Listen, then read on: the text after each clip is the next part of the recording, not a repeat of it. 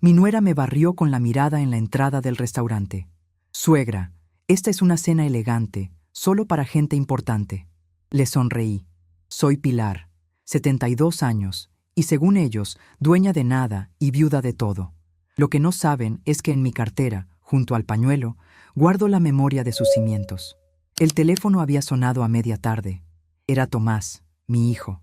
Su voz siempre tenía ese tono de urgencia contenida, como si estuviera pidiendo un favor que no quería pedir. Me invitaba a cenar esa noche en La Gaviota Dorada. Una celebración, dijo. Un gran negocio que él y Valeria, su esposa, habían cerrado. Sentí una punzada de orgullo, esa que las madres sentimos aunque no entendamos del todo los detalles. «Claro, hijo. A las 8 estaré allí». Me puse el vestido que Ricardo, mi difunto esposo, me regaló para nuestras bodas de oro. Un traje sencillo, de un color azul profundo como el mar al atardecer, con un corte que no pasaba de moda porque nunca había estado en ella. Era un vestido de recuerdos, no de apariencias. Perfumé mis muñecas con la misma agua de violetas de siempre y me aseguré de llevar en la cartera mi monedero, las llaves y la libreta de cuentas de hule negro. Una costumbre de toda la vida. No era por desconfianza, era por orden. Ricardo siempre decía: «Pilar, tú no llevas una cartera, llevas la oficina central». Y nos reíamos. La noche en la costa era fresca. La brisa salada se enredaba con las luces de los autos y el murmullo de la gente que paseaba por el malecón. La Gaviota Dorada era el restaurante más elegante de la ciudad, un lugar con ventanales inmensos que miraban directamente al océano. Lo conocía bien. Conocía sus cimientos, literalmente. Recuerdo cuando no era más que un local vacío con olor a salitre y sueños. Su dueño, Mateo, era un muchacho flaco y con más ambición que dinero. Venía a nuestro almacén, pescados del alba, de madrugada. Mientras los demás chefs mandaban a sus ayudantes, él venía en persona. Escogía el pescado con un respeto casi religioso. «Doña Pilar», me decía, «el secreto no está en la receta, está aquí, en la frescura que usted me garantiza». Le dimos crédito cuando nadie más lo hacía. Le fiamos la mercancía para su inauguración y para los primeros 6 meses, que fueron los más duros. Todo quedó anotado en esa misma libreta de hule negro que ahora descansaba en mi cartera. No con la tinta de un contador, sino con la caligrafía firme de los pactos de palabra. Llegué 5 minutos antes de las 8. El valet, un muchacho joven que no me reconoció, me abrió la puerta del taxi con una cortesía impersonal. Vi a Tomás y a Valeria esperando justo en el umbral, bajo el letrero dorado que brillaba con una luz calada. Valeria parecía una estatua de mármol. Llevaba un vestido plateado que se pegaba a su cuerpo y brillaba con cada movimiento, como las escamas de un pez exótico y probablemente venenoso. Su cabello, recogido en un moño perfecto, dejaba ver unos aretes de diamantes que lanzaban destellos fríos. A su lado, mi hijo Tomás parecía un accesorio. Su traje era impecable, carísimo, pero lo llevaba con la incomodidad de quien se ha puesto un disfraz. Su mirada iba de la puerta a su reloj, y de su reloj a la calle. Cuando me vio bajar del taxi, su rostro se tensó. No fue una sonrisa de bienvenida lo que vi, sino una mueca de preocupación. Caminé hacia ellos con la calma que me han dado los años. El ruido de mis zapatos, sensatos y de tacón bajo, era un contrapunto modesto al murmullo de lujo que emanaba del restaurante. Antes de que pudiera decir una palabra, Valeria dio un paso al frente, interponiéndose físicamente entre mi hijo y yo. Me analizó de arriba abajo y su boca se torció en una línea fina y despectiva. «Suegra», dijo, y la palabra sonó como un insulto. Su voz era baja pero cortante como un trozo de vidrio. «Qué bueno que llegaste». No había calidez en su saludo, solo una formalidad helada. Tomás carraspeó a su lado, sin atreverse a mirarme a los ojos. «Mamá, qué bueno que viniste», repitió, como un eco sin convicción. Valeria levantó una mano con uñas largas y rojas como garras, y la posó suavemente sobre mi brazo, pero el gesto no era de afecto, sino de contención. Era una barrera. «Verás, suegra», continuó, su voz ahora un susurro conspirador, como si me estuviera confiando un secreto vergonzoso. «Hubo un pequeño cambio de planes. Esta cena Es un evento muy importante para nosotros, para la firma. Están todos los socios, gente de mucho peso. Es una noche de conexiones. Hizo una pausa, esperando que yo entendiera lo que no decía. Como yo no respondí, solo la miré fijamente. Ella suspiró con impaciencia. El punto es que es una cena elegante, solo para gente importante. No es un ambiente para... Bueno, ya sabes. Su mirada volvió a recorrer mi vestido azul, mi peinado sencillo, mis zapatos cómodos. No lo dijo con palabras, pero su desprecio era un grito. No perteneces aquí. Sentí la sangre subir a mis mejillas, un calor de humillación que no había sentido en décadas. Miré a mi hijo. Tomás tenía la vista clavada en la punta de sus zapatos de charol. Su silencio era más doloroso que las palabras de su esposa. Él era mi sangre, el niño al que le había enseñado a pescar, el joven al que le habíamos pagado la mejor universidad con el dinero ganado en madrugadas de hielo y olor a mar. Y ahora se quedaba callado mientras su esposa me negaba la entrada a un lugar que yo había ayudado a construir. Un par de personas que entraban al restaurante nos miraron con curiosidad. El valet, que seguía cerca, se dio la vuelta fingiendo estar ocupado. La humillación ya no era privada. Era un espectáculo. Di un paso atrás, no por derrota, sino para crear distancia, para poder verlos con claridad. Y entonces le sonreí. No fue una sonrisa de amargura ni de tristeza. Fue una sonrisa tranquila, casi divertida. La misma sonrisa que ponía cuando un proveedor intentaba venderme pescado del día anterior. Una sonrisa que decía: sé exactamente lo que estás haciendo y es un error muy grande. Valeria pareció desconcertada por mi reacción. Esperaba lágrimas, un reclamo, una escena. No esperaba calma. Entiendo, le dije con una voz suave pero firme. No te preocupes. Disfruten su cena importante. Me di la vuelta sin esperar una respuesta, con la espalda tan recta como si llevara sobre los hombros todas las cajas de pescado que había cargado en mi vida. Mientras caminaba hacia la calle, escuché a Tomás llamarme en voz baja. «Mamá, espera». No me detuve. Sabía que si me giraba, su rostro lleno de una culpa inútil me rompería el corazón, y yo no tenía tiempo para corazones rotos. Tenía cosas que hacer. La procesión iba por dentro. Cada paso que daba lejos de esa puerta era como caminar sobre brasas. La vergüenza, el dolor por el desprecio de mi propio hijo, la rabia contra esa mujer que creía que el valor de una persona se medía por el brillo de su ropa. Todo se arremolinaba dentro de mí como una tormenta en alta mar, pero en la superficie yo era un océano en calma.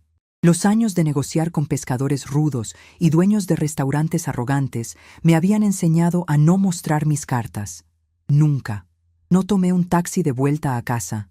Caminé por el malecón, dejando que la brisa me enfriara la cara. El olor del mar siempre me ha calmado, me ha recordado quién soy.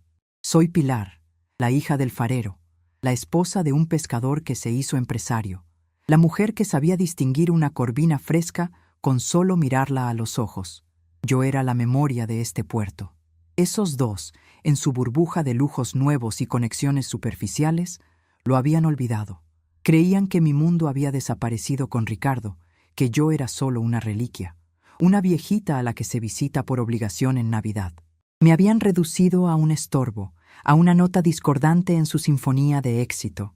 Y ese, me di cuenta mientras las olas rompían contra las rocas, era su error fundamental. No me subestimaron a mí, subestimaron mi historia. Llegué a mi apartamento, un lugar sencillo en el barrio viejo, el de los pescadores. El edificio olía a guisos caseros y a ropa limpia. Abrí la puerta y la quietud de mi hogar me abrazó. Por un momento me sentí tentada a derrumbarme, a sentarme en el sillón de Ricardo y llorar hasta quedarme dormida. Pero la imagen de la mano de Valeria sobre mi brazo, deteniéndome, me lo impidió. La rabia, fría y afilada, se impuso a la tristeza. No iba a llorar, iba a pensar. Fui a la cocina y me serví un vaso de agua. Me senté a la mesa, la misma mesa donde Tomás hizo sus deberes de niño, donde Ricardo y yo contábamos las ganancias al final de cada semana. Sobre la mesa, vacié mi cartera, las llaves, el monedero, el pañuelo con mis iniciales bordadas y la libreta de hule negro. La tomé en mis manos. Su peso era familiar, reconfortante. Las esquinas estaban gastadas por décadas de uso. La abrí.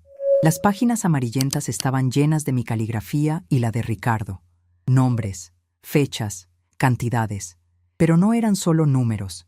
Eran historias, eran favores, eran deudas de honor que el dinero no siempre podía pagar. Eran los cimientos de media ciudad. Pasé las páginas con cuidado. El papel crujía suavemente. Busqué la letra V. Allí estaba. Vargas, Mateo, la gaviota dorada. Debajo, una lista de entregas, fechas y pagos. Las primeras entradas, de hacía más de 20 años, tenían una nota al margen escrita por Ricardo. Fiar sin límite. Este muchacho tiene hambre. Y al final de la página, mi propia anotación, de mucho después. Deuda saldada, gratitud pendiente. La gratitud. Una moneda que Valeria y Tomás no conocían. Ellos operaban en un mundo de transacciones, de contratos, de lo que se puede ver y tocar. Yo vengo de un mundo donde la palabra valía más que un papel firmado, donde la lealtad se construía con el tiempo, como las capas de nácar en una concha. Mateo Vargas no había olvidado. Aunque ahora fuera un empresario de éxito, con varios restaurantes y hoteles, nunca dejó de llamarme para mi cumpleaños. Cada Navidad me enviaba la caja más grande de mariscos de su cocina. Para la jefa, decía la tarjeta. Ellos, mi propia sangre, me veían como un 0 a la izquierda. Mateo, un extraño, todavía me veía como la mujer que le había dado su primera oportunidad. Cerré la libreta. La decisión estaba tomada. No iba a ser una confrontación ruidosa, no iba a llamar a Tomás para reclamarle su cobardía. Eso sería jugar en su terreno, con sus reglas. Yo iba a jugar en el mío. El tablero era la ciudad, y mis piezas eran las relaciones que había construido durante 50 años. Valeria quería una cena para gente importante. Iba a descubrir, de la manera más dura, qué significaba realmente ser importante en esta ciudad. No se trataba del brillo de los diamantes, sino de la solidez de las raíces. Y mis raíces eran profundas, mucho más de lo que ella podía imaginar. Tomé el teléfono y marqué un número que no necesitaba buscar en ninguna agenda. Sonó 2 veces antes de que una voz familiar y enérgica respondiera al otro lado. «Mateo, habla Pilar. Disculpa la hora. Necesito verte. Sí, es sobre negocios, negocios viejos y nuevos. La marea siempre reclama lo que le pertenece». La ciudad se sentía lejana al otro lado del grueso cristal de la ventana. Adentro, el silencio era un bálsamo. Don Anselmo me guió con una mano en mi espalda, un gesto de respeto que sentí como un ancla en medio de la tormenta. Su oficina olía a lo de siempre, a cuero viejo, a café recién hecho y a esa loción de sándalo que usaba desde que era un muchacho tratando de vender mariscos en el muelle, el mismo muelle donde conoció a Ricardo. El mundo de afuera, con sus ruidos y sus humillaciones, se quedó tras la pesada puerta de caoba que él cerró con un clic suave y definitivo. El sonido de la fiesta, los brindis de mi hijo y el taconeo impaciente de mi nuera se desvaneció hasta convertirse en un murmullo sordo, sin importancia. Anselmo no dijo nada. Se movió con la parsimonia de quien conoce cada centímetro de su territorio. Me sirvió un vaso de agua mineral sin preguntarme. Sabía que yo nunca tomaba alcohol. Dejó el vaso sobre un portavasos de piel en su escritorio y se sentó frente a mí, en su gran sillón de capitán de barco. Sus ojos, pequeños y vivaces, me estudiaron con una preocupación genuina que me llegó al alma. No era lástima, era la indignación de un amigo. «Lo vi todo, Pilar», dijo al fin, su voz grave y rasposa. «Lo vi por las cámaras de seguridad. A esa mujer. Ni siquiera podía nombrar a Valeria. Si Ricardo estuviera aquí, la sacaba de los pelos de mi restaurante». Negué con la cabeza, despacio. «No, Anselmo. Ricardo no haría eso. Él era un caballero. Le hubiera abierto la puerta, le hubiera sonreído y luego, en silencio, le habría quitado hasta el aire que respiraba. Él era más listo que eso». Una media sonrisa se dibujó en el rostro de Anselmo. «Tienes razón. El viejo zorro sabía cómo moverse. Y tú aprendiste bien de él. O quizás». Hizo una pausa, tamborileando los dedos sobre la madera pulida. «Quizás él aprendió de ti». Tomé un sorbo de agua. El frío del cristal me ayudó a centrarme. La humillación todavía ardía en mis mejillas, pero ya no era un fuego descontrolado. Se estaba convirtiendo en otra cosa, en combustible. En la entrada, frente a todos, me había sentido pequeña, una anciana con un vestido anticuado. Pero aquí, en esta oficina que era casi tan mía como de Anselmo, recordé quién era yo. No era solo la viuda de Ricardo, era la arquitecta silenciosa de todo lo que él había construido. Gente importante. Repetí en voz baja las palabras de Valeria. La frase era un veneno que necesitaba sacar de mi sistema. ¿Sabes, Anselmo? Tienen razón. La cena es para gente importante. Lo que ellos no entienden es la definición de la palabra. Mi mano fue instintivamente a mi cartera. La abrí y saqué la libreta de hule negro. El objeto se sentía pesado en mis manos, denso de historia. Las esquinas estaban gastadas, el hule agrietado por décadas de uso. La puse sobre el escritorio de Anselmo, entre su vaso y el mío. Él la miró como si viera a un viejo conocido. Conocía esa libreta. La había visto miles de veces sobre la mesa de nuestra cocina, bajo la luz de una lámpara mientras yo cuadraba números hasta la madrugada y Ricardo roncaba en el sillón. ¿Todavía la guardas?, preguntó Anselmo, su voz teñida de asombro y respeto. Nunca me deshago de las herramientas que funcionan, respondí. Y esta es la mejor herramienta que he tenido. Esta libreta no era un simple libro de contabilidad. Era el diario de nuestra vida económica, el mapa de cada peso que habíamos ganado y cada favor que habíamos hecho. Ricardo era el hombre de los apretones de manos, de las comidas de negocios, el rostro público de Construcciones del Sol. Pero yo era la memoria, el cimiento. Yo era quien registraba cada préstamo personal, cada acuerdo de palabra, cada inversión que hicimos en gente que creíamos valía la pena. Gente como Anselmo. Abrí la libreta por una página marcada con una cinta de seda roja, ya descolorida por el tiempo. La caligrafía era la mía, firme, clara, sin un solo tachón. Préstamo personal a Anselmo Rivas, 15 de marzo de 1982. 100,000 pesos para la compra del local en la Costanera, sin intereses, a devolver cuando las gaviotas vuelen alto. Esa era la frase de Ricardo, su manera de decir que confiaba en la gente. Anselmo se inclinó y leyó la línea. Sus ojos se humedecieron un poco. Nunca me cobraron un centavo, Pilar. Cuando quise empezar a pagarles, Ricardo me dijo que mi éxito era su pago. Me dijo que tener un amigo con el mejor restaurante de la ciudad era mejor que tener 100,000 pesos en el banco. Y tenía razón, afirmé. Pero también era un hombre precavido. Por eso, cuando firmaron la sociedad del restaurante, él no quiso figurar. Dijo que era tu sueño, no el suyo, pero insistió en una cláusula. Pasé a la siguiente página, donde estaba engrapado un documento doblado, el papel ya amarillento y frágil. Lo desdoblé con cuidado. Era el acta constitutiva de La Gaviota Dorada, S.A.D.C.V. Anselmo era el socio mayoritario, el administrador único. Pero había un segundo socio, un socio silencioso, con el 20% de las acciones, a nombre de una pequeña empresa fantasma que Ricardo había creado para estas cosas. Inversiones del Alba. Una empresa que Tomás y Valeria ni siquiera sabían que existía. Y el único apoderado legal de Inversiones del Alba, continué, mi voz tranquila pero firme como el acero, era Ricardo, con una cláusula de sucesión directa e irrevocable a mi nombre. No a nuestro hijo, a mí. Ricardo decía que Tomás tenía buen corazón, pero que su juicio se nublaba fácil. Sobre todo, hice una pausa y miré a Anselmo directamente, cuando una cara bonita le decía lo que quería oír. Anselmo asintió, su rostro sombrío. Lo sabía. Sabía que Ricardo te protegería siempre. Se levantó y caminó hacia una pequeña puerta disimulada en la pared de libreros. La abrió. Era un pequeño balcón privado, oculto a la vista del resto del restaurante, pero con una vista perfecta del salón principal. Ven, Pilar, quiero que veas algo. Me acerqué con él. Desde la penumbra del balcón, el restaurante parecía un escenario, y en el centro de ese escenario estaba mi hijo, Tomás, levantando una copa de champaña. Valeria estaba a su lado, radiante con un vestido rojo tan brillante que dolía a los ojos. Se aferraba a su brazo, sonriendo a un grupo de hombres con trajes caros. Parecían felices, parecían poderosos, parecían gente importante.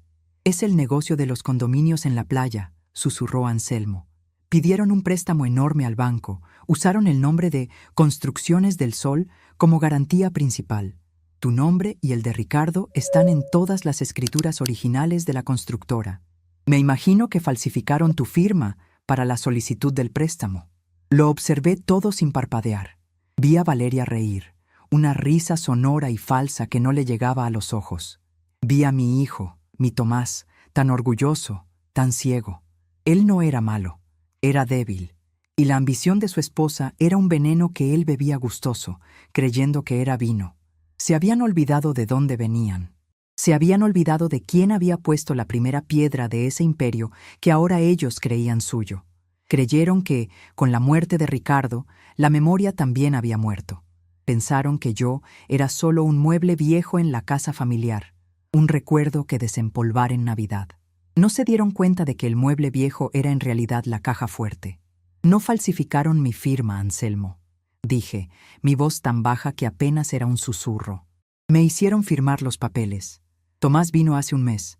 Me dijo que eran unos documentos de rutina para actualizar los registros de la empresa. Una formalidad. Confié en él. Leí por encima. Vi el logotipo de la constructora y firmé. Mi error fue el amor, no la ignorancia. El dolor de esa traición era más agudo que la humillación pública. Una cosa era que una extraña me despreciara. Otra, que mi propio hijo usara mi confianza para dejarme a un lado. Anselmo apretó la barandilla del balcón, sus nudillos blancos. Esos desgraciados. Regresamos a la oficina. Me senté de nuevo. El momento de debilidad había pasado. La claridad mental que me daba la contabilidad, la lógica fría de los números y las consecuencias, tomó el control. Ya no era una madre herida. Era Pilar Montes, la cofundadora de un negocio, y estaban jugando con mi patrimonio, con el legado de mi esposo. Anselmo, dije, y mi tono hizo que él se enderezara. Tú sabes que Construcciones del Sol no solo construyó edificios, construyó relaciones. Le prestamos dinero a media ciudad para que empezaran sus negocios. Ferreterías, transportistas, proveedores de materiales. Todo está aquí. Di un golpecito a la libreta de hule negro. La mayoría son deudas de palabra, de honor, pero algunas, las más grandes, tienen pagarés firmados, guardados en la caja de seguridad del banco, a mi nombre. Anselmo empezó a entender. Una chispa de admiración brilló en sus ojos. Pilar, eres un genio. No soy un genio, soy ordenada. Ricardo era el soñador, yo era la que se aseguraba de que los sueños tuvieran cimientos de concreto y no de arena. Miré mi reloj. Faltaban 15 minutos para las 9. La cena de la gente importante apenas comienza. Tienen toda la noche para celebrar su gran victoria. Me levanté y alicé mi vestido azul. Me sentía tranquila. La decisión estaba tomada. No era una decisión nacida de la rabia, sino de la necesidad, como cuando un cirujano debe cortar para salvar una vida. A veces, hay que amputar una parte enferma para que el resto del cuerpo sobreviva. Voy a necesitar tu teléfono, Anselmo, y el número de tu abogado, el que es un tiburón, no el que manda flores en los cumpleaños. Anselmo sonrió de oreja a oreja. Abrió un cajón y sacó una tarjeta de presentación. Luego me extendió el teléfono inalámbrico de su oficina. Se llama Hernán Aguirre. Dile que vas de mi parte. No te cobrará la primera consulta. Las demás las pagará él mismo con gusto, solo por ver el espectáculo. Marqué el número. El abogado contestó al segundo tono, su voz profesional y cortante. Licenciado Aguirre, buenas noches. Mi nombre es Pilar Montes. Anselmo Rivas me dio su número. Hubo una pausa. Doña Pilar, es un honor. Anselmo habla de usted y de su difunto esposo como si fueran leyendas. ¿En qué puedo servirle? Necesito hacer 2 cosas, licenciado. Y necesito que se hagan mañana a primera hora, sin falta. Mi voz era calmada, metódica, como si estuviera dictando una lista de compras. Primero, necesito que presente una solicitud de auditoría forense completa sobre las finanzas de la empresa Construcciones del Sol de los últimos 5 años. Quiero que se investigue un préstamo bancario reciente solicitado a nombre de la empresa. Entendido, doña Pilar. Necesitaré los documentos de la sociedad y su poder legal. Los tengo, le interrumpí suavemente. Están en mi poder. Yo soy la socia fundadora y tras el fallecimiento de mi esposo, la accionista mayoritaria con el 51%.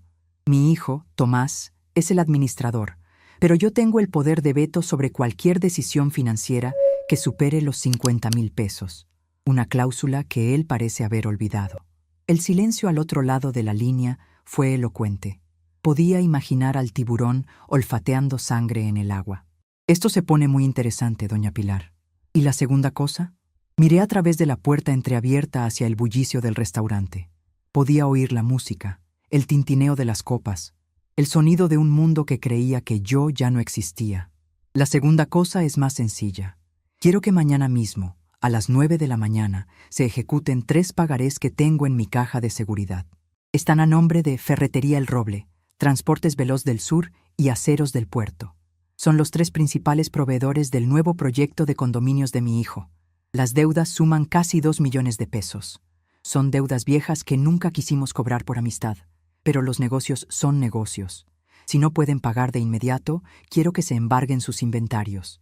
Anselmo, que estaba escuchando todo, ahogó una exclamación. Esos 3 negocios eran la columna vertebral de la operación de Tomás. Sin ellos, su proyecto se paralizaba en seco. No habría ni un clavo, ni un camión, ni una varilla de acero. «Entendido, doña Pilar», dijo el abogado, y pude sentir su sonrisa a través del teléfono. Mañana a primera hora, el mundo de algunas personas va a cambiar un poco. Le enviaré a mi asistente a su casa a las 8 de la mañana para recoger los documentos necesarios. Perfecto, licenciado, gracias. Colgué el teléfono y se lo devolví a Anselmo. Él me miraba con una mezcla de asombro y alegría. Pilar, dijo, Ricardo estaría tan orgulloso de ti.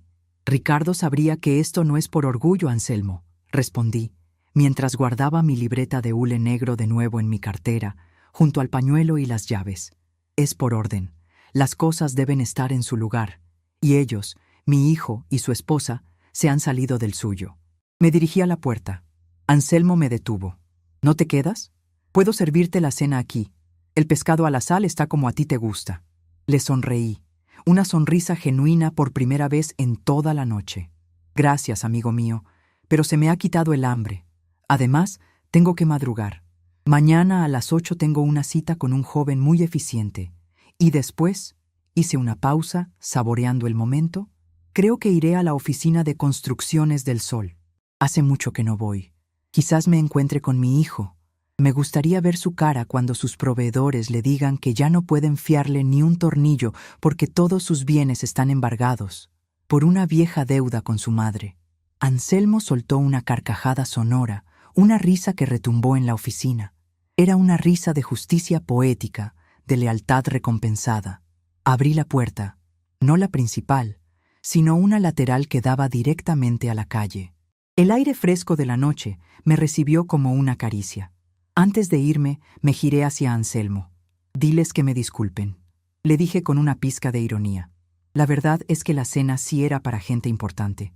Simplemente se equivocaron de quién era.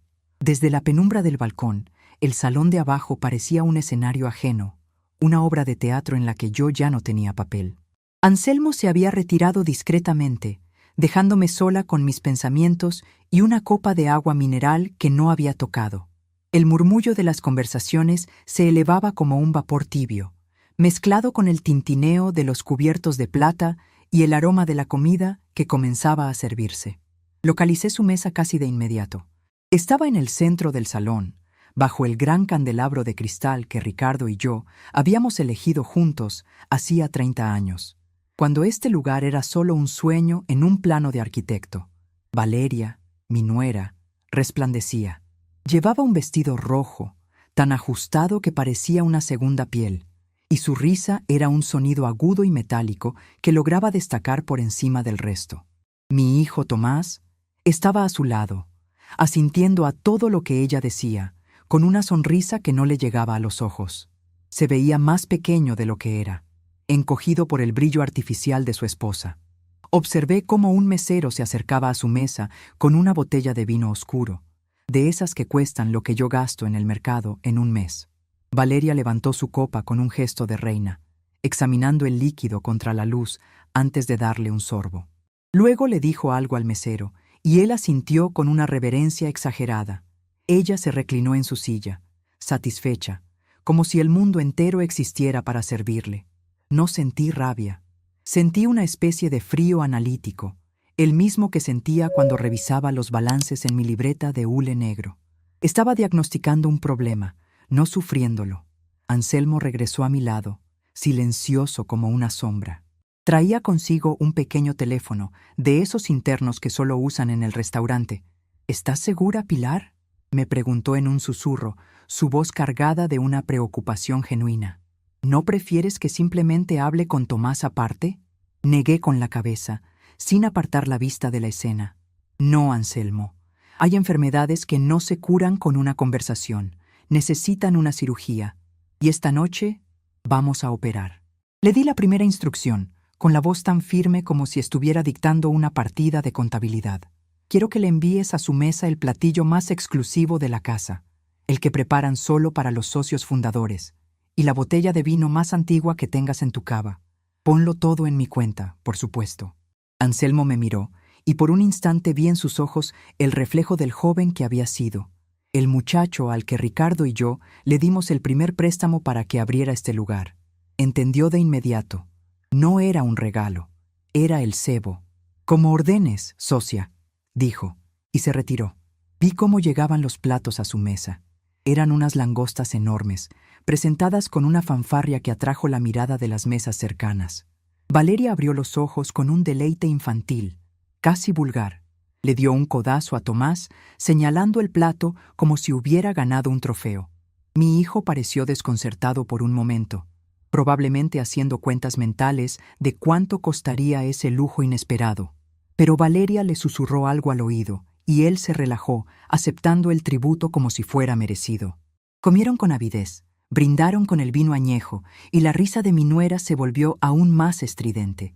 Se sentía invencible, el centro del universo. Y en cierto modo, lo era.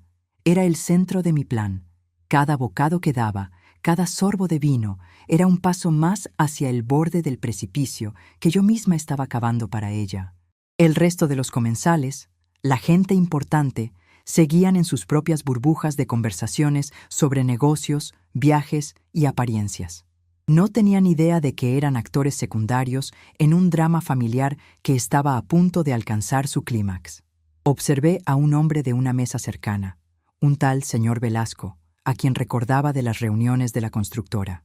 Un hombre que le debía a Ricardo un favor tan grande que podría haberle costado su empresa.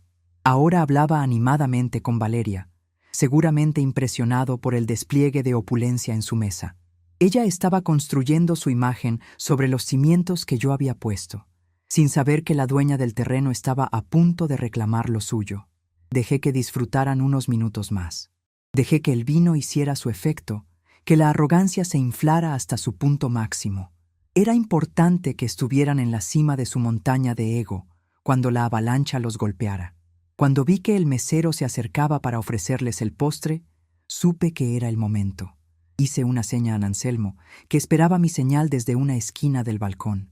Él asintió una sola vez, con una solemnidad casi militar. Tomó el teléfono interno y dio una orden corta y precisa. Y entonces sucedió. La música clásica que llenaba el salón se detuvo. No se desvaneció. No bajó de volumen. Se cortó de tajo, como si alguien hubiera arrancado un cable. El silencio que cayó sobre el restaurante fue tan abrupto y pesado que pareció físico. Las conversaciones se apagaron una a una y 100 cabezas se giraron buscando una explicación. Un segundo después, las luces cambiaron. La iluminación cálida e íntima que bañaba las mesas se extinguió, y en su lugar se encendieron las luces de servicio del techo, unas lámparas blancas, crudas, que despojaron al lugar de todo su glamour. De repente, el salón ya no parecía un restaurante de lujo, sino un comedor de hospital. El maquillaje de las mujeres se veía excesivo, las joyas parecían bisutería, y los trajes caros perdieron su elegancia. La magia se había roto. En medio de la confusión, la voz de Anselmo resonó por los altavoces, calmada pero con un filo de acero. No se presentó, no hacía falta. Todos allí sabían quién era el dueño de la gaviota dorada.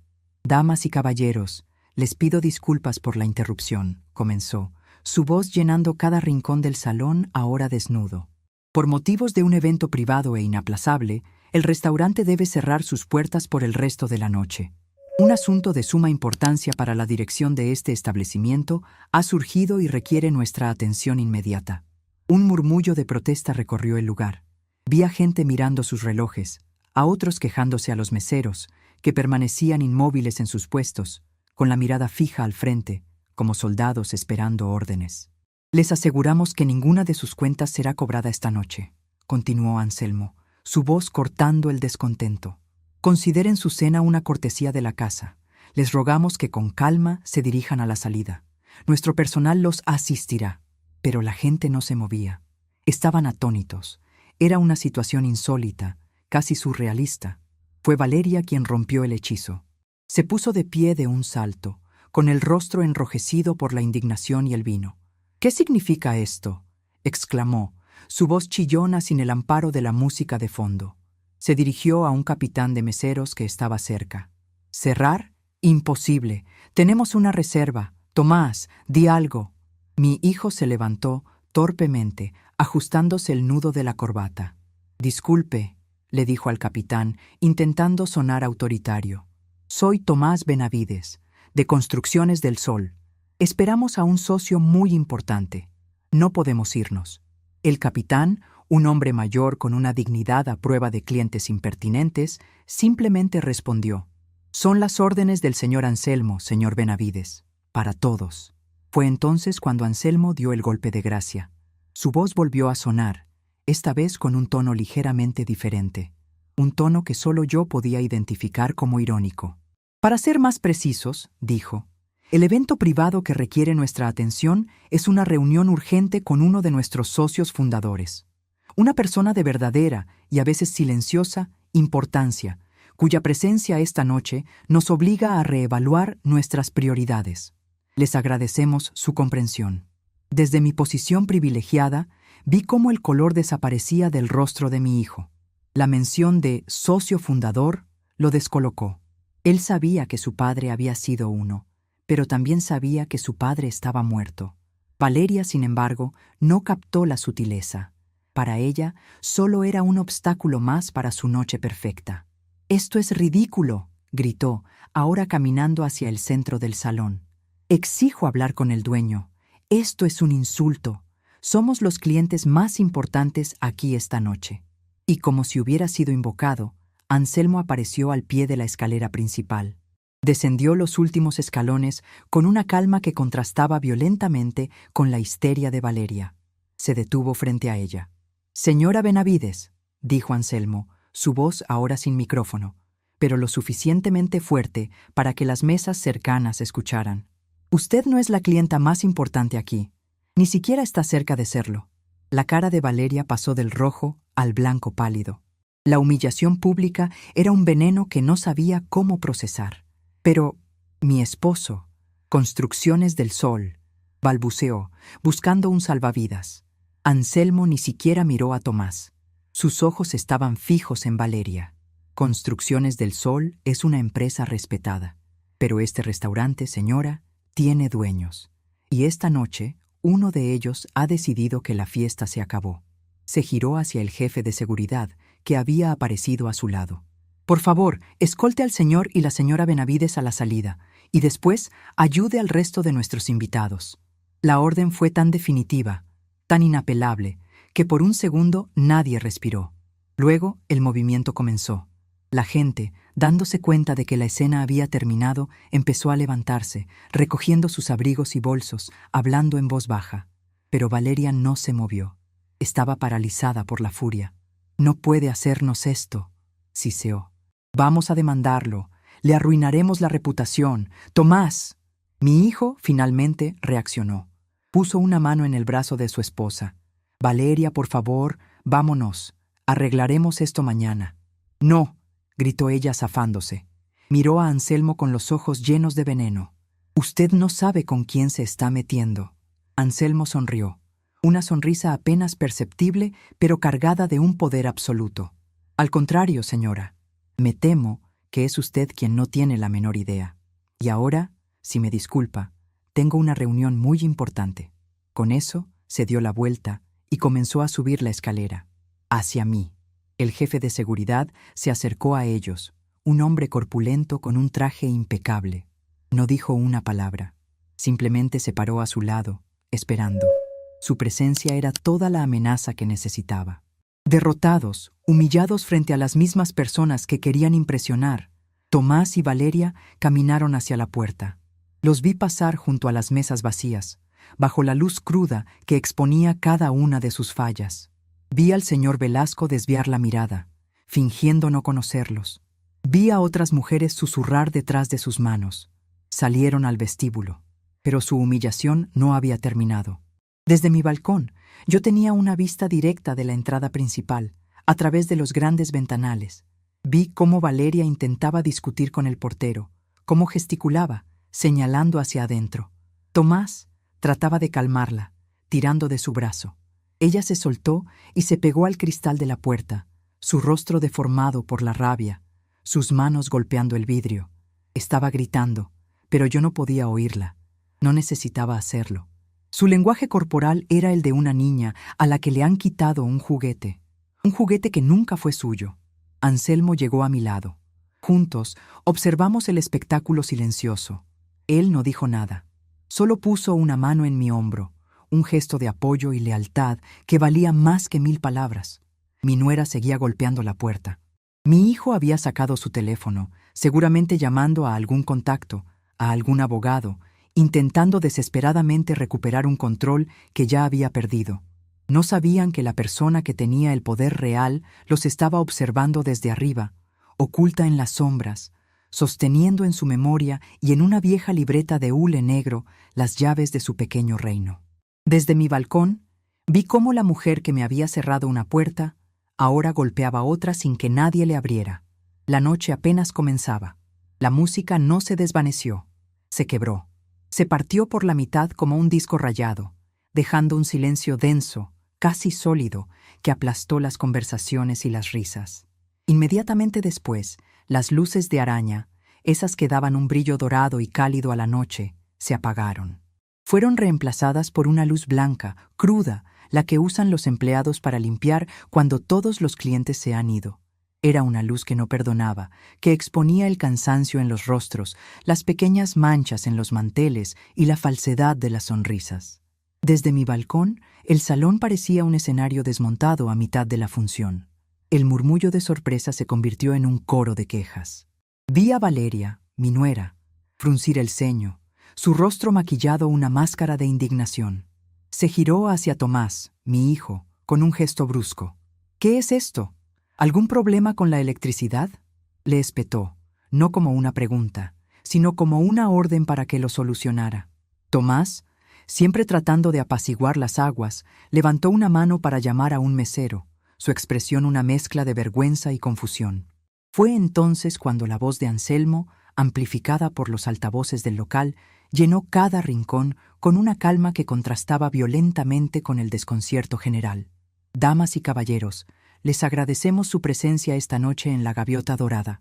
Por motivos de un evento privado de carácter urgente, nos vemos en la necesidad de cerrar nuestras puertas.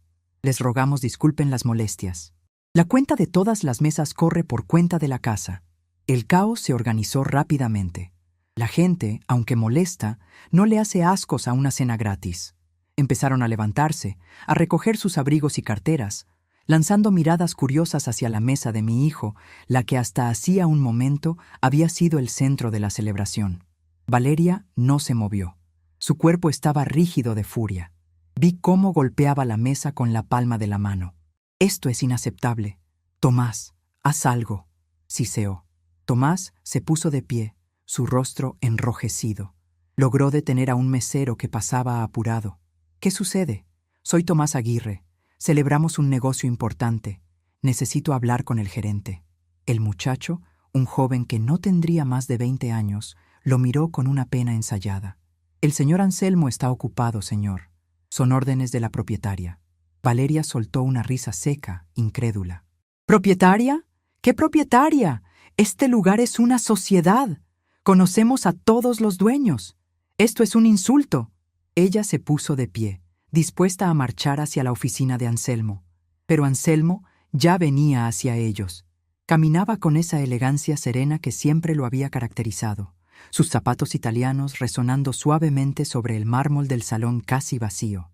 Los últimos comensales salían por la puerta principal, mirando por encima del hombro a la pareja que se negaba a irse. Anselmo llegó a la mesa y juntó las manos frente a él.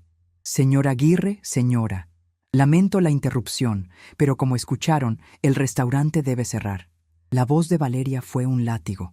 «¿Usted sabe quiénes somos? Acabamos de cerrar un trato millonario que traerá una enorme publicidad a este lugar. ¿Y así nos tratan? Exijo una explicación». Tomás intentó calmarla, poniendo una mano en su brazo. «Valeria, por favor. Señor Anselmo, debe haber un malentendido. Quizá podamos hablarlo». Anselmo ni siquiera miró a Tomás. Sus ojos estaban fijos en Valeria, con una expresión impenetrable. «No hay ningún malentendido, señora. Las órdenes son claras y vienen de la máxima autoridad de este establecimiento», fue mi señal. Me aparté de la barandilla del balcón, alicé mi vestido azul y caminé hacia la escalera de caracol que descendía al salón principal. No tenía prisa. Cada paso era deliberado. El tacón bajo de mis zapatos marcaba un ritmo lento y constante sobre el metal. Al llegar al último escalón, sus miradas se clavaron en mí. Primero la de Tomás, llena de una confusión absoluta, como si su cerebro no pudiera procesar mi presencia en ese lugar y en ese momento. Luego la de Valeria. Su boca se abrió ligeramente, sus ojos se entrecerraron en una mezcla de desprecio y sospecha. «¿Usted? ¿Qué hace aquí? ¿Nos estuvo espiando, suegra?» Su voz goteaba veneno. Me acerqué a la mesa, mi cartera colgada del antebrazo, la libreta de hule negro dentro, pesando como un ancla. Me detuve a un par de metros, lo suficientemente cerca para que vieran la calma en mi rostro, lo suficientemente lejos para mantener mi distancia. Anselmo, sin que yo se lo pidiera, me acercó una silla de una mesa vecina. La acepté con un leve asentimiento. «Buenas noches, Valeria». «Tomás, veo que disfrutaban de la cena». Tomás balbuceó. «Mamá, ¿cómo llegaste aquí? ¿Por qué no estás en la entrada?» Valeria lo interrumpió, su paciencia rota. «Olvida eso. ¿Qué tiene que ver usted con este circo? Nos está haciendo pasar una vergüenza terrible».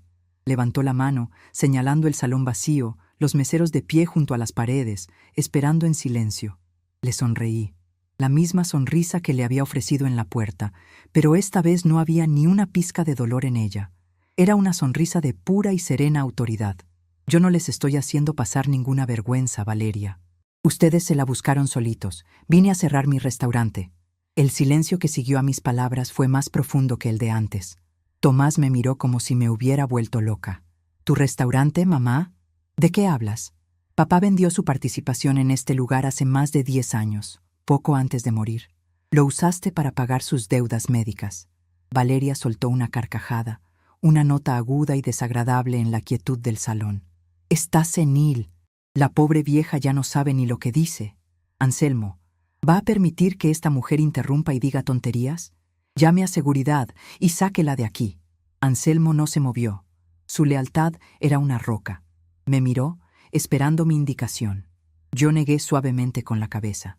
No necesitaba que nadie peleara mis batallas. Miré a mi hijo, el hijo al que le había dado la vida y al que Ricardo había intentado proteger incluso desde la tumba. «Tu padre era un hombre de negocios brillante, Tomás, pero era un hombre de palabra, de apretones de mano, confiaba demasiado. Yo, en cambio, siempre confié en el papel y la tinta». Abrí mi cartera y saqué la libreta de hule negro. No la abrí, solo la puse sobre la mesa. El gesto fue suficiente para que un destello de memoria cruzara el rostro de Tomás. Recordaba esa libreta. La había visto en el escritorio de su padre, en mis manos, toda su vida. «Tu padre vendió la participación de Construcciones del Sol, sí», continué, mi voz tranquila y clara. «Pero él y yo teníamos otra empresa, una sociedad de inversión silenciosa que creamos en nuestros primeros años, con mis ahorros de cuando era contadora. Se llama Inversiones del Alba». Valeria puso los ojos en blanco. «Ay, por favor, una empresita de la que nadie ha oído hablar». «¿Y qué con eso?» «Con eso, querida», respondí, mirándola directamente a los ojos. que Inversiones del Alba fue la socia capitalista original de este restaurante. Nunca vendió sus acciones.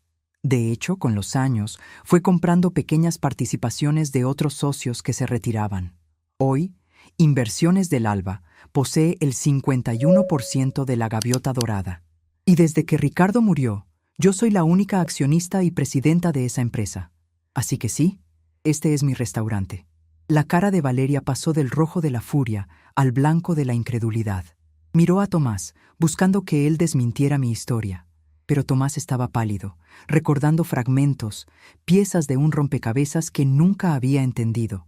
Recordaba a su padre diciéndole: «Tu madre es la que tiene la cabeza para los números. Sin ella, yo solo sería un tipo con buenas ideas y muchos ladrillos». Recordaba a su padre firmando documentos que yo le preparaba, sin leerlos, con una confianza ciega. Valeria se recuperó primero. La negación es un refugio poderoso. Mentirosa. Está mintiendo para humillarnos. Quiere vengarse porque no la dejamos entrar a nuestra mesa. Esto es absurdo. Tomás, llama a nuestro abogado ahora mismo. Vamos a demandarla por difamación y a este lugar por daños y perjuicios. Tomás sacó su teléfono. Sus manos temblaban, pero no marcó. Me miraba a mí buscando una grieta en mi seguridad, una señal de que todo era un engaño cruel. No la encontró.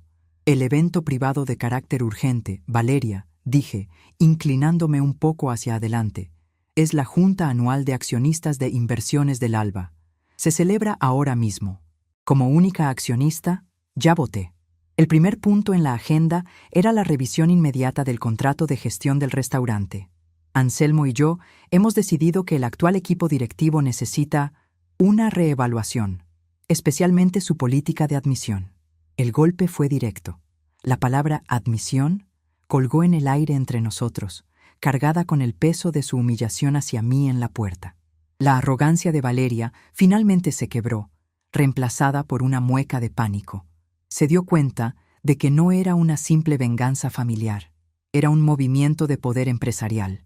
Había insultado no a una suegra indefensa, sino a la dueña del tablero de juego.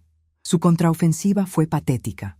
Intentó cambiar de táctica, ablandar su rostro en una expresión de preocupación forzada. Suegra, Pilar, si esto es por lo de la entrada, fue un malentendido. Estaba estresada por el negocio, quería que todo saliera perfecto para Tomás. Usted sabe cómo soy. A veces hablo sin pensar, pero la queremos mucho. Es la madre de Tomás, la abuela de mis futuros hijos. La manipulación era tan torpe, tan transparente, que sentí lástima por ella, pero la lástima no iba a cambiar mis planes. El problema no es que hables sin pensar, Valeria. El problema es que piensas exactamente lo que dices. Creíste que yo era insignificante. Creíste que el dinero que gastas te hace importante. Creíste que este lugar era tuyo para usarlo como escenario de tu vanidad. Me levanté de la silla. Anselmo dio un paso al frente. Señora Aguirre, señor, les pido por última vez que desalojen el local. La junta ha comenzado. Tomás finalmente habló. Su voz era un susurro roto. Mamá, ¿por qué? ¿Por qué nunca me dijiste nada de esto? Lo miré con todo el dolor de una madre que ve a su hijo tomar el camino equivocado. Porque tu padre quería que construyeras tu propio nombre, no que vivieras del nuestro. Dejó todo lo de Construcciones del Sol a tu nombre, para que tuvieras tu oportunidad. Pero también quería proteger su legado. Y a mí. Sabía que tu juicio podía nublarse. Mi mirada se desvió hacia Valeria por un segundo. Y no se equivocó. Fue la estocada final para Tomás. El peso de la previsión de su padre y de su propia ceguera lo aplastó. Se dejó caer en la silla, cubriéndose la cara con las manos. Valeria, al ver que su esposo se había rendido, jugó su última carta desesperada. Se volvió hacia mí, sus ojos llenos de lágrimas de cocodrilo. Por favor, Pilar, no nos haga esto. El negocio que cerramos, usamos nuestra posición aquí, nuestra relación con este restaurante, como parte de la garantía. Si la gente se entera de esto, nos arruinará. Perderemos todo. La ironía era deliciosa. Habían usado mi poder, sin saberlo, para construir su castillo de naipes. Y yo estaba a punto de soplar. Pero no iba a destruirlos. No era mi estilo. Mi estilo era el de una contadora, ajustar las cuentas, poner cada cosa en su lugar. No voy a arruinarlos, dije con calma, pero las cosas van a cambiar. Me senté de nuevo, esta vez en la cabecera de la mesa, el lugar que Valeria había ocupado. Anselmo permanecía de pie a mi lado, como un guardia leal. Miré a mi hijo, que había levantado la cabeza, su rostro lleno de una vergüenza que era el primer paso hacia la redención. Luego miré a Valeria, cuya expresión era ahora de una sumisión temerosa. Primero, mañana a primera hora, quiero una copia completa del contrato de ese gran negocio en mi casa. Voy a revisarlo personalmente. Si usaron el nombre o el prestigio de la gaviota dorada sin autorización, habrá consecuencias legales. Segundo, continué, sin darles tiempo a responder. Valeria, te disculparás. No a mí. Mañana por la tarde, te presentarás aquí y te disculparás personalmente con cada uno de los empleados que estaban de turno esta noche, especialmente con el joven de la entrada al que trataste como si fuera invisible. Valeria abrió la boca para protestar, pero la mirada de Anselmo la silenció. Y tercero, concluí, se acabó la cuenta abierta, se acabaron las mesas reservadas y los privilegios. A partir de ahora, si quieren venir a mi restaurante, llamarán para hacer una reserva como cualquier otro cliente, y pagarán su cuenta al final de la noche, si es que decido que todavía son bienvenidos. El silencio se instaló de nuevo. No había nada más que decir. Las condiciones estaban sobre la mesa. Eran claras, justas y no negociables. Tomás asintió lentamente, una lágrima silenciosa rodando por su mejilla. Valeria miraba el mantel, derrotada. Había perdido, había subestimado a la viejita del vestido anticuado, y el precio de su arrogancia era la humillación pública y la pérdida total del control. Me volví hacia Anselmo. Anselmo, por favor, tráeme un café. Negro, sin azúcar. Y puedes decirles a los muchachos que empiecen a limpiar. Ha sido una noche muy larga. Él asintió con una leve sonrisa. Enseguida, doña Pilar. Mientras se alejaba, me recosté en la silla y saqué mi libreta de hule negro. La abrí en una página en blanco. La contabilidad del corazón tiene sus propias reglas, y esa noche, finalmente, había cerrado una cuenta que llevaba demasiado tiempo abierta. El silencio en el despacho de Ricardo era denso, casi sólido. Ya no olía a su tabaco de pipa ni a la colonia de sándalo que usaba.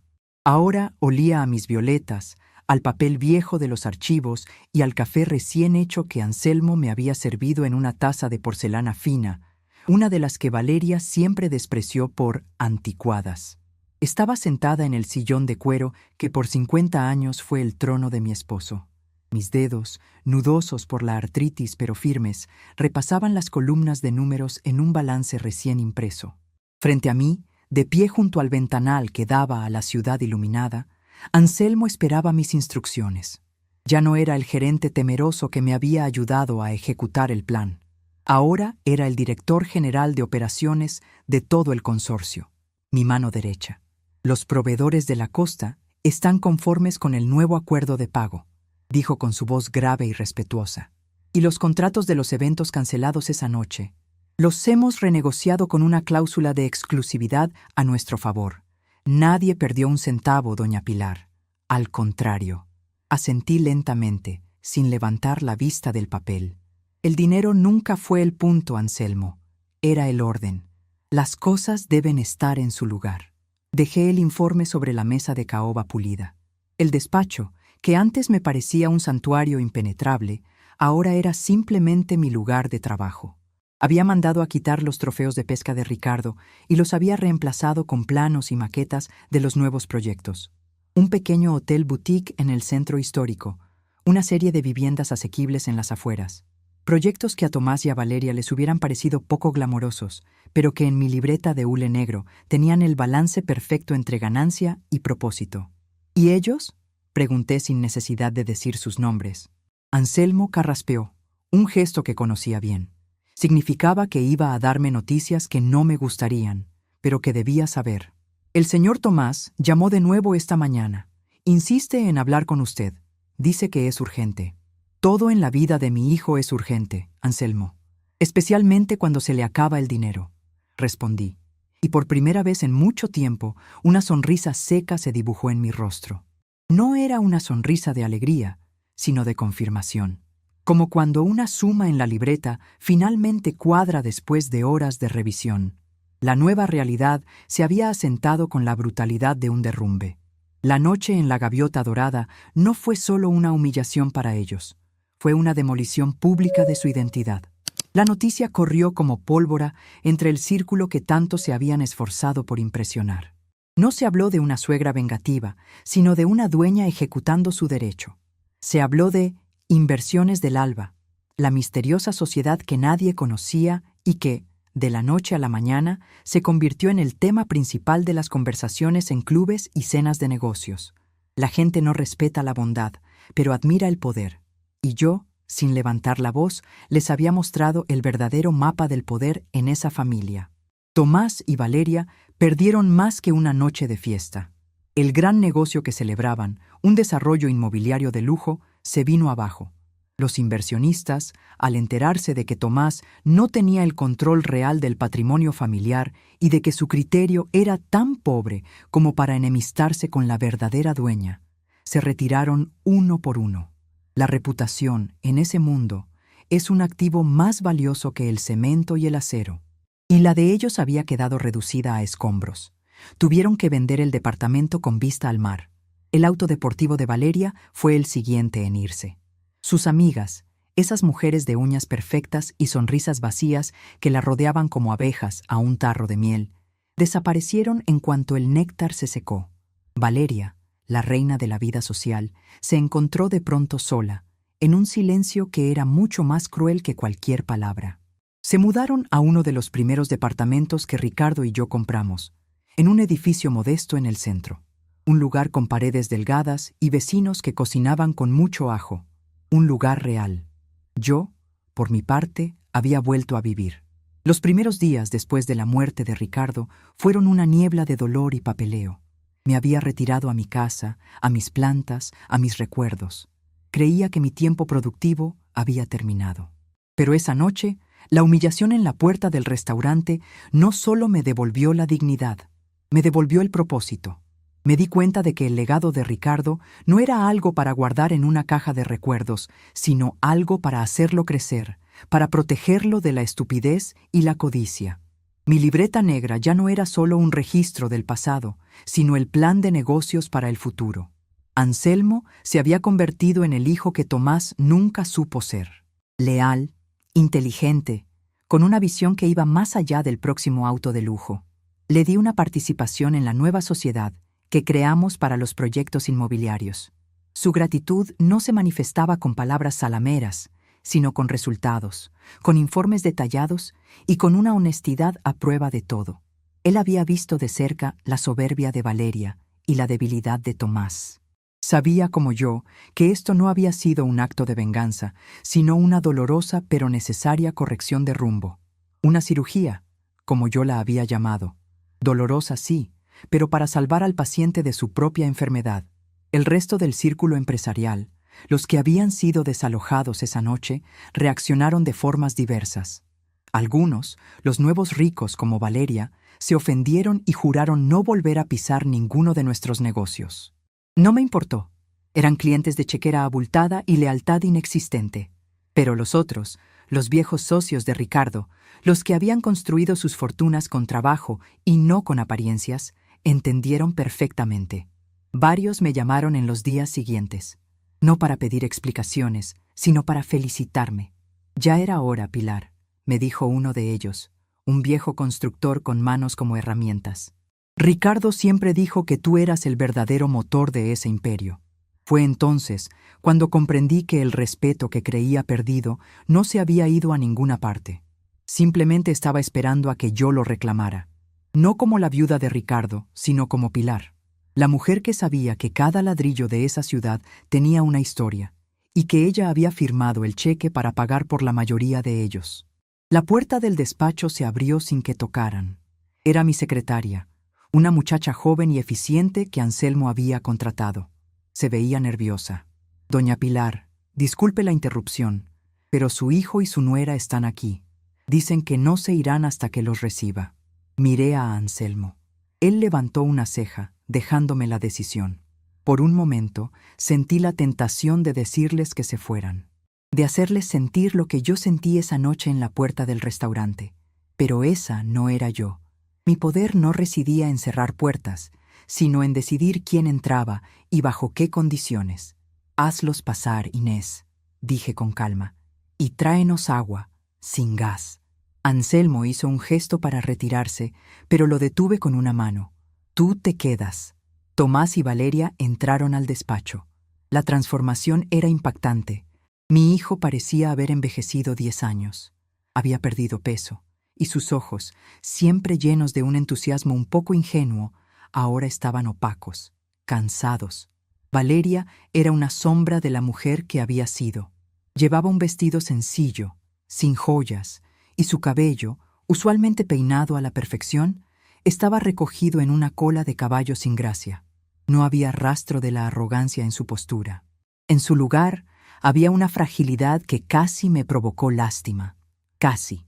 Se quedaron de pie en medio de la alfombra, como niños llamados a la oficina del director. El silencio se estiró, pesado e incómodo. Fui yo quien lo rompió. «Buenas tardes», dije, mi voz sonando extrañamente fuerte en la quietud de la sala. No les ofrecí asiento. Tomás tragó saliva. «Mamá, nosotros queríamos hablar contigo».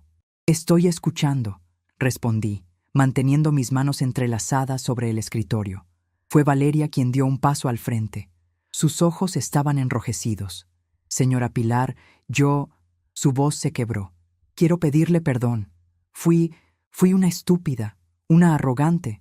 Lo que dije esa noche, no hay excusa. La humillé y no hay día que no me arrepienta». Las lágrimas comenzaron a rodar por sus mejillas. Observé su llanto con una calma que me sorprendió a mí misma. No sentí el impulso de consolarla. Era un llanto real, lo sabía. El llanto de quien ha perdido todo y finalmente entiende por qué. Pero el arrepentimiento, como los intereses de una deuda, debe pagarse con acciones, no con lágrimas. «Tus palabras me hirieron, Valeria, pero no me destruyeron», dije. Mi tono era ecuánime, casi clínico. Lo que destruyeron fue su propio futuro. La soberbia es un lujo muy caro, y ustedes ya no tienen crédito para pagarlo. Tomás finalmente habló. Su voz era un murmullo. «Mamá, lo hemos perdido todo. El negocio, la casa, los amigos, todo. No tenemos a dónde ir. No tenemos nada». Me recliné en el sillón de Ricardo. El cuero crujió suavemente. Los miré a los dos, a mi hijo, la carne de mi carne, reducido a un hombre que suplicaba, y a la mujer que lo había llevado a ese abismo.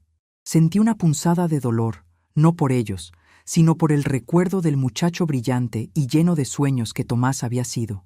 «No tienen nada porque nunca valoraron nada», sentencié, y mis palabras cayeron como piedras. Creyeron que el dinero era un derecho de nacimiento, que los restaurantes, las casas, los autos aparecían por arte de magia.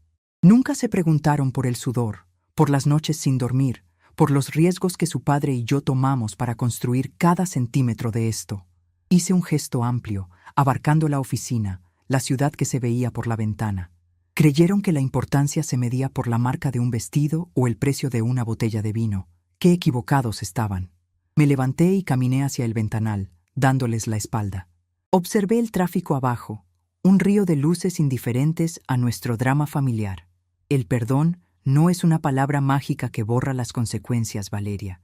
Y el amor de una madre no es un cheque en blanco, Tomás. Me di la vuelta y los enfrenté. Así que aquí están mis condiciones. No les daré dinero, les daré una oportunidad, la misma que Ricardo y yo tuvimos, la de empezar desde abajo. Miré a mi hijo. «Tomás, mañana a las 6 de la mañana te presentarás en la Obra del Sur. Hay un puesto de ayudante de capataz. Aprenderás lo que cuesta poner un ladrillo sobre otro. Tu sueldo será el de un principiante. Vivirás con eso». Luego, mis ojos se posaron en Valeria. «¿Y tú que te crees tan buena para las relaciones públicas? Anselmo necesita una asistente en la oficina de atención al cliente de la constructora. Atenderás quejas por teléfono. Escucharás los problemas de la gente real, de esa gente que no considerabas importante. Tu sueldo será el mínimo. Aprenderás lo que es la humildad». Se quedaron boquiabiertos. El shock en sus rostros era palpable. Esperaban caridad, quizás una pequeña asignación mensual para sobrevivir. No esperaban trabajo.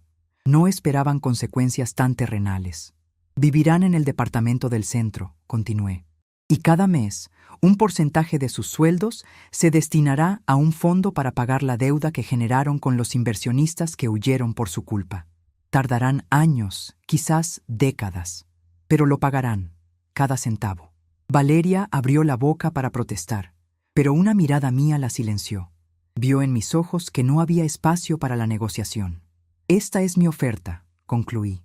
La toman o la dejan. Si la dejan, la puerta está abierta. No volverán a saber de mí, pero si la toman, si demuestran con trabajo y no con palabras que han entendido la lección, quizás algún día podamos volver a sentarnos a la mesa como una familia, pero en mi casa y con mis reglas. Hubo un largo silencio. Tomás miró a Valeria y por primera vez vi en sus ojos una chispa de la determinación de su padre. Asintió, primero a ella, luego a mí. Aceptamos, mamá. Aceptamos. Valeria, con el rostro bañado en lágrimas, solo pudo asentir en silencio.